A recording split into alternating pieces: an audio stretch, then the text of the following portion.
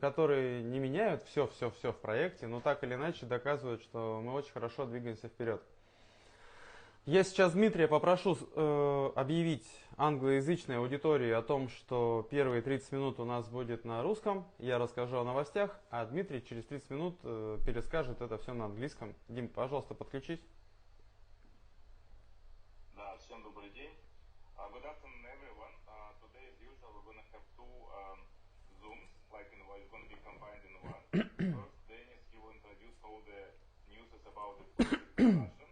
It will take about 30 minutes. And in 30 minutes, we're going to have similar Zoom. I will tell you all the news in English, and you can also ask the questions in English. Денис, тебе слово. Так, Максим, ну давай на экран первый документ. Это будет наша первая новость.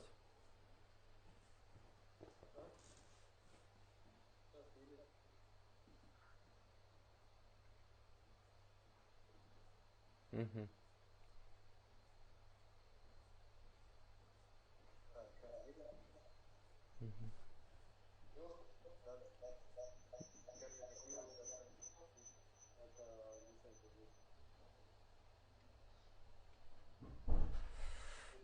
Ага, видно, да.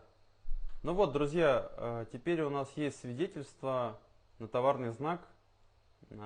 Этот документ даст нам возможность, чтобы никто не использовал эту аббревиатуру, которую используем мы, вот, пока действует это свидетельство. То есть это срок действия свидетельства бессрочный, если проплачиваешь там небольшие какие-то пошлины. Так что это важный момент.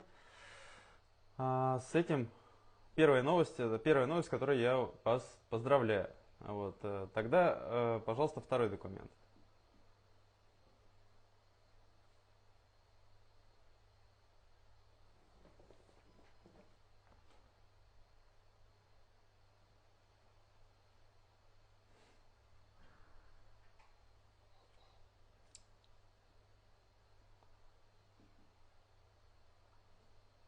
Да, ребят, вот в скором времени под флажком на сайте Ветер под японским флажком появится вот этот документ. Этот документ свидетельствует о том, что нашу заявку опубликовали в Японии.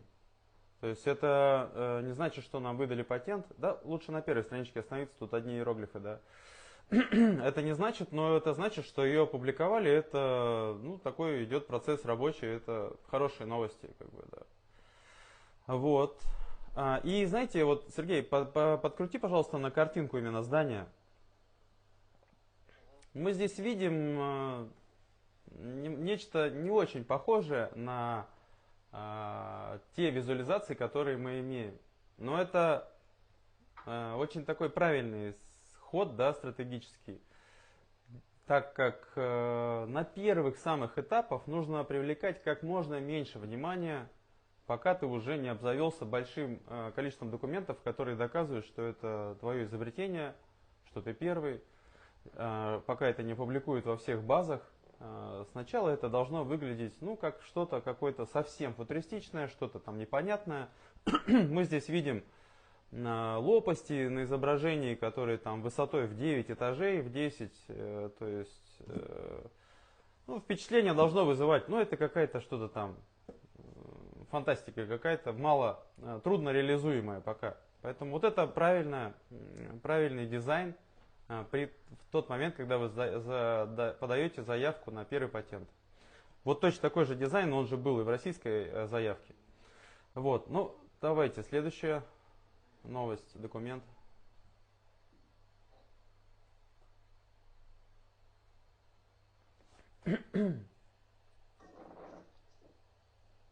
Это четвертая новость, это самая главная новость, Сергей. Да. Ну давайте, ладно, с нее начнем. Вот сейчас, да, четвертая новость, такая самая у нас важная новость. Ну ладно, следующая будет третья.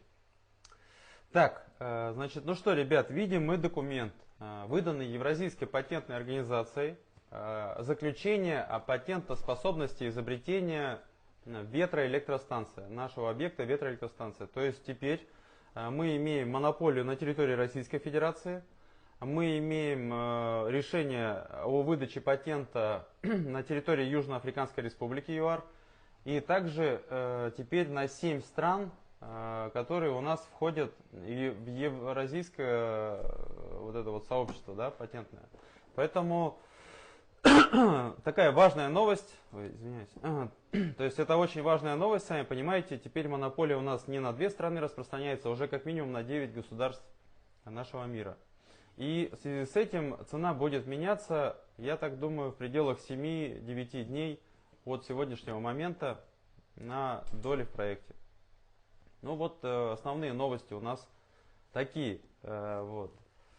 И еще, ребят, знаете, хотел следующей мыслью поделиться. Часто слышу вопрос, и, честно сказать, полгода назад не знал, как на него ответить, да, правильно. Так, Сергей, ну все, наверное, убирай все картинки. Да. Не знал, как на него, ну не то чтобы правильно ответить, но до конца не понимал. Понимал, что решение какое-то есть, но не мог его до конца понять, осознать. Сейчас пришло полное сознание, когда люди задают вопрос, где ты возьмешь эти миллиарды для того, чтобы возвести там на самом деле реальный объект там, высотой там, 250 или 300 метров, который был бы уже использовал все вот эти инновации, то ответ следующий, простой, очень простой и следующий ответ. Все, что нужно сделать, это подыскать подходящий земельный участок.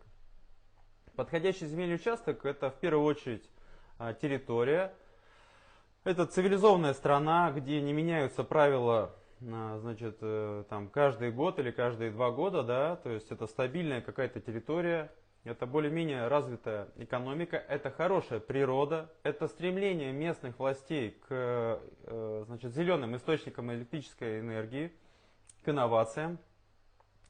И наличие собственности в чьих-либо руках, не в государственной собственности этого участка, а конкретно у какого-то физического лица. Да? Далее, мы с этим физическим лицом можем договориться о том, что мы просто приобретаем его земельный участок. Если это будет Таиланд, например, да, вот сейчас уже прислали информацию по земельным участкам по Таиланду, это прям 15 минут назад случилось.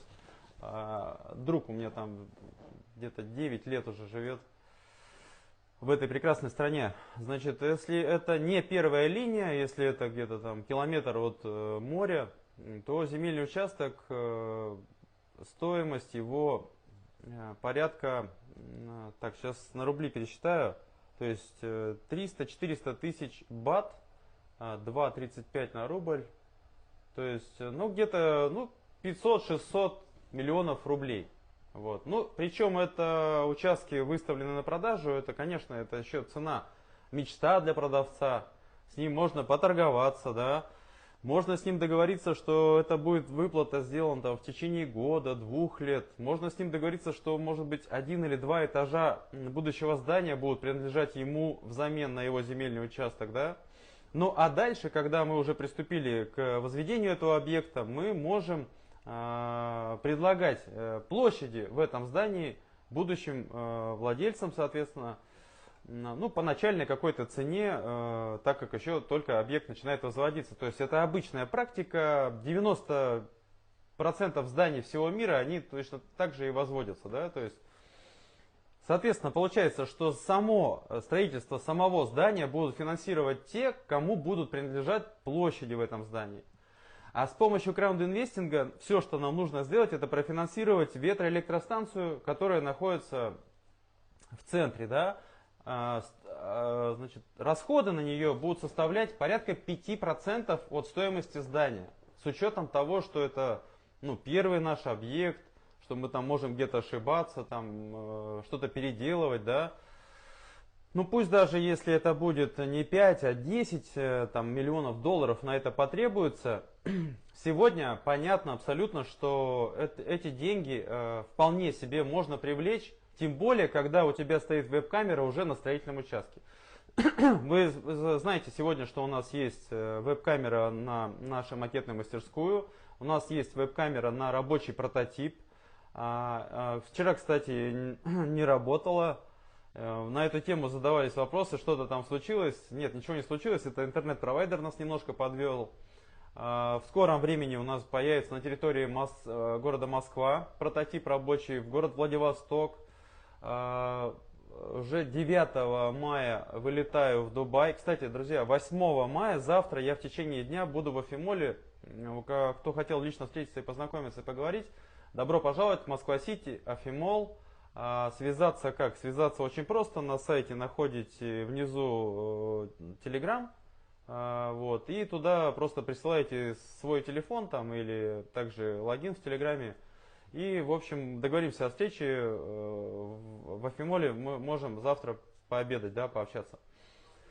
Так, ну а 9 у меня уже самолет в Дубай, и я уже туда везу рабочий прототип. Где он будет установлен, я пока не знаю. Не знаю почему, потому что хочется его показать нашему другу, большому шейху Хашеру Мактум Аль-Мактум, привезти, поставить.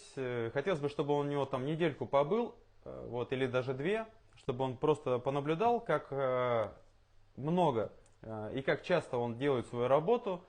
А потом бы мы уже, возможно, установили его на какой-то точке, может быть, на крыше какого-то здания, где ветер есть, и его не загораживает что-либо, да, со всех сторон обдувается этот макет. И хорошая картинка на город для того, чтобы это красиво выглядело. Вот, поэтому дела очень идут хорошо. Мы теперь понимаем, что нужно земельный участок, сделать проект, не проблема возвести здание, не проблема через краунд-инвестинг привлечь там 5 или 10 миллионов долларов. Поверьте, это вообще нисколько для краунд-инвестинга. Краунд-инвестинг это очень сильный, мощный инструмент. Кроме всего прочего, можно сделать токенизацию, про которую мне говорят уже много-много-много, что можно и за день привлечь, там, и 3-4 миллиона долларов. Но сейчас этого не нужно делать, я им объясняю, они не понимают почему. Я говорю, потому что нужно это делать тогда, когда у тебя максимальное количество доказательств будет перспективности. Это первое. И второе, уже куда их